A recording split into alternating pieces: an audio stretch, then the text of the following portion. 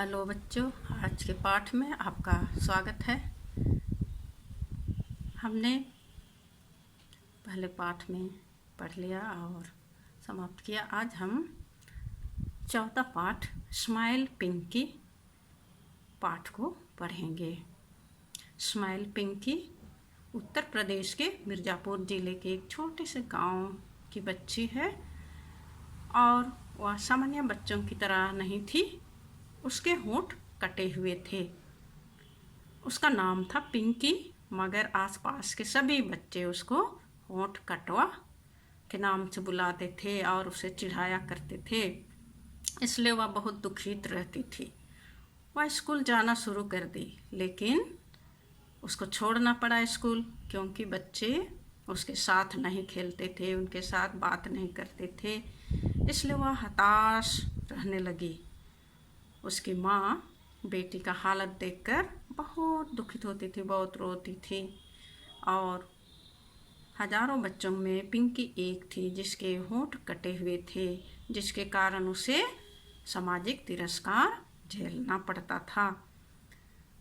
पिंकी जब मात्र 9 वर्ष की थी तो पूरे विश्व में एक जाना पहचाना नाम बन गई कि वह क्या है, उसके होंठ कटे हुए हैं। उसे जीएस मेमोरियल अस्पताल विश्वविख्यात क्लेफ्ट मिशन पर बने एक वृत्त चित्र में एक प्रमुख विषय पात्र बनाया गया। जीएस मेमोरियल अस्पताल जो कि विश्व में विख्यात है, क्या के लिए? क्लेफ्ट मिशन के लिए। क्लेफ्ट माने जिनके होंठ कटे हों या किसी प्रकार से विकृत हों, उनकी वहाँ इलाज होती है।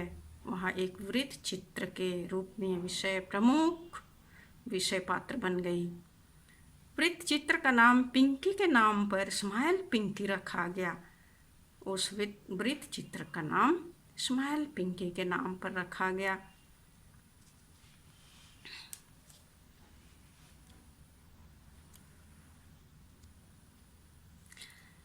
दो 2009 में उसको ऑस्कर अवार्ड भी मिला।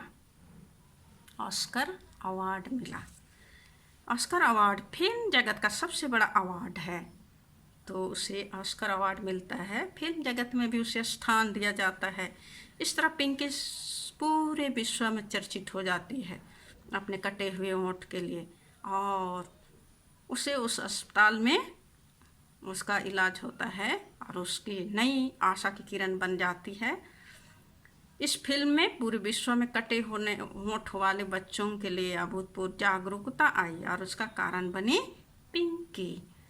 तो इसका इलाज अच्छी तरह से हो पाया और वैसे ही कटे हुए होंठ वाले बच्चों के लिए वह एक नमूना बन जाती है।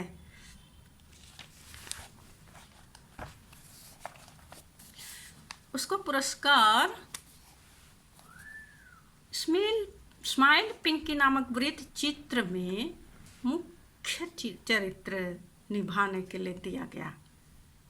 जन्म से ही ऊपरी होंठ के कटे होने के कारण डॉक्टर क्लेफ्ट लिप कहते हैं, और पूरे भारतवर्ष में करीब 35,000 बच्चे क्लेफ्ट लिप के साथ पैदा होते हैं। जन्म से ही वैसा होते हैं, होंठ कटे होते हैं। होंठ कटे होने के कारण उन्हें खाना खाने में, स्पष्ट उच्चारण करने में, सुनने में उन्हें कठिनाई होती है। स्माइल पिंकी के नाम पर स्माइल ट्रेन नामक एक स्वयंसेवी संस्था क्लेफ्ट लिप वाले गरीब बच्चों के लिए खोला गया, जो वाराणसी में है। वाराणसी का जीएस मेमोरियल प्लास्टिक सर्जरी अस्पताल स्माइल ट्रेन का सहयोगी है और विश्व में सबसे अधिक क्लेफ्ट लिप सर्जरी के लिए यह अस्पताल विख्यात है। इसी अस्पताल में डॉक्टर सुबोध कुमार सिंह ने पिंकी की सर्जरी की थी, जिससे उन्हें उनके अस्पताल को एक नई पहचान मिली थी। डॉक्टर सुबोध कुमार सिंह ने स्माइल पिंकी का सर्जरी किया था होंठ का, जो वाराणसी में है। जीएस मेमोरियल प्लास्टिक सर्जरी अस्पताल कहा जाता है। अमेरिका की फिल्म निर्देशक मीगन माइलन, अमेरिका की फिल्म निर्देशक है मीगन माइलन, उसके द्वारा 2007 में पिंकी की सच्ची कहानी दिखाई गई। 39 मिनट की इस डॉक्यूमेंट्री फिल्म का नाम था स्माइल पिंकी।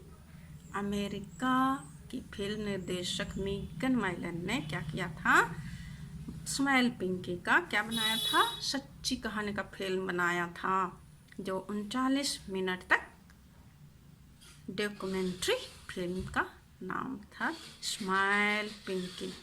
इस छोटी सी फिल्म में यह दिखाने के लिए कोशिश की गई है कि एक छोटे से शारीरिक दोष के कारण किसी बच्चे पर क्या असर पड़ता है और सर्जरी के बाद मानो उसका पूरा मनोदशा ही कितनी अच्छी हो जाती है, बदल जाती है, उसे दिखाया गया है।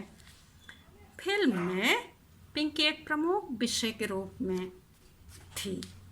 इस फिल्म के डायरेक्टर को डॉक्यूमेंट्री फिल्म के लिए ऑस्कर पुरस्कार मिला। फिल्म के डायरेक्टर को भी ऑस्कर पुरस्कार मिला, स्माइल पिंकी को भी ऑस्कर पुरस्कार मिला, अवार्ड मिला। एक छोटे से गांव रामपुर ढब्बी के एक दैनिक मजदूर राजेंद्र सोनकर की बेटी पिंकी ऑस्कर पुरस्कार में भाग लेने के लिए अमेरिका स्थित लॉस एंजल्स गई। छोटे से गांव का नाम है रामपुर ढब्बी।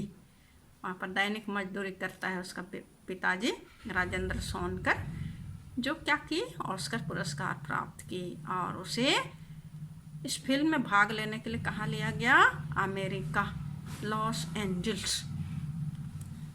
और वहाँ जाने के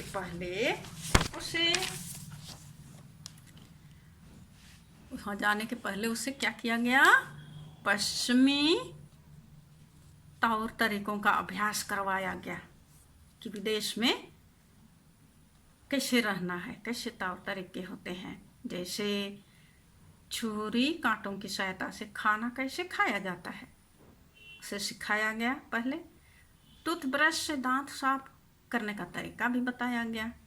शिष्टाचार के और बहुत सारे नियम बताए गए। अमेरिका जाने के पहले पश्चिमी तौर तरीकों का अभ्यास कराया गया स्माइल पिंकी को। घर में छुरी कांटों की सहायता से खाना खाने के लिए, टूथब्रश से दांत साफ कैसे करना है, और शिष्टाचार के और बहुत सारी छोटी बड़ी सभी बातों को सिखाया गया। पिंकी के होंठ तो ठीक ही हुए ही, पुरस्कार पाने के बाद उसका जीवन ही बदल गया। होंठ ठीक हो गए, फिर क्या हो गया, पूरा जीवन उसका बदल गया। उसका घर पक्का बन गया क्योंकि उसके पास पैसे थे। पानी के लिए चापाकल की सुविधा बनाई गई। गांव में भी बिजली आ गई, जिसके कारण गांव में भी बदलाव आया। गांव भी सुंदर बन गया स्माइल पिंकी के कारण। पक्का घर बन गया, चापाकल बन गया, बिजली भी आ गई। इस तरह पूरा गांव भी बदल गया। ऑस्कर पुरस्कार मिलने के बाद पिंकी ने कहा, क्या कहा, पिंकी ने क्या कहा, मैं बड़ी होकर डॉक्टर सुबोध की तरह ही एक डॉक्टर बनूंगी। बोलते क्या है कि मैं भी पढ़ूंगी लिखूंगी और बड़ी होकर डॉक्टर सुबोध जिसने उसका ऑपरेशन किया था उसके जैसा वह बनने का प्रण लेती है। कहती है कि मैं भी उसी डॉक्टर की तरह बनूंगी और देश भर के क्लेफ्ट लिप बच्चों को सर्जरी करके ठीक कर दूंगी। मेरे जैसे होठ कटे हुए बच्चों को क्या कर दूंगी, डॉक्टर बनकर सर्जरी करूंगी और ठीक करूंगी। उसके सपनों को पूरा करने के लिए चिकित्सा शिक्षण संस्थान ने उसकी पढ़ाई मुफ्त में करने की घोषणा कर दी। उसे निःशुल्क शिक्षा दी जाने लगी डॉक्टर बनने के लिए। स्माइल ट्रेन के प्रतिनिधि के रूप में पिंकी को सन 2013 के विंबलडन के एक फाइनल मैच में टॉस करने का भी अवसर मिला। स्माइल ट्रेन संस्था है, उसमें 2013 में क्या किया गया, विंबलडन के एक फाइनल मैच में टॉस करने का अवसर दिया गया। पिंकी अब अपने दोस्तों की आँखों का तारा बन गई। दोस्तों का क्या बन गई? प्यारी बन गई। आप सभी दोस्त उससे बातें करते हैं, खेलते हैं, साथ में रहते हैं, पढ़ते लिखते हैं। स्माइल पिंक की फिल्म देखकर उसके दोस्तों ने ज़रूर सोचा होगा कि किसी की शारीरिक कमी का मजाक कभी नहीं उड़ाना चाहिए। हाँ बच्चों, किसी की शारीरिक कमी कमजोरी को लेकर कभी मजाक नहीं उड़ाना चाहिए। क्या ऐसे लोगों के साथ सहज और स्नेहपूर्ण व्यवहार कर उनके भविष्य को अच्छा बनाने में भरपूर सहयोग करना हमारा कर्तव्य नहीं बनता? हमें भी उससे शारीरिक कमजोर कमी के बच्चों के को मदद करना चाहिए, सहायता करना चाहिए, उसका मजाक नहीं उड़ाना चाहिए, उसको तिरस्कार नहीं करना चाहिए, उसके साथ रहना चाहिए, उसके साथ खेलना चाहिए, बात करना चाहिए, पढ़ना चाहिए। तो बच्चों, हमारे बीच भी अगर ऐसे बच्चे होते हैं तो उन्हें हमें नहीं चिढ़ाना है, लेकिन उसकी सहायता करनी है, उसके साथ बातचीत करना है, खेलना है, पढ़ना है और मदद करना है। यह पाठ हमें यही सिखाती है, किसी को नहीं चिढ़ाना है, लेकिन उसको मदद करना है। तो आज के लिए इतना ही पढ़ते हैं बच्चों। Thank you.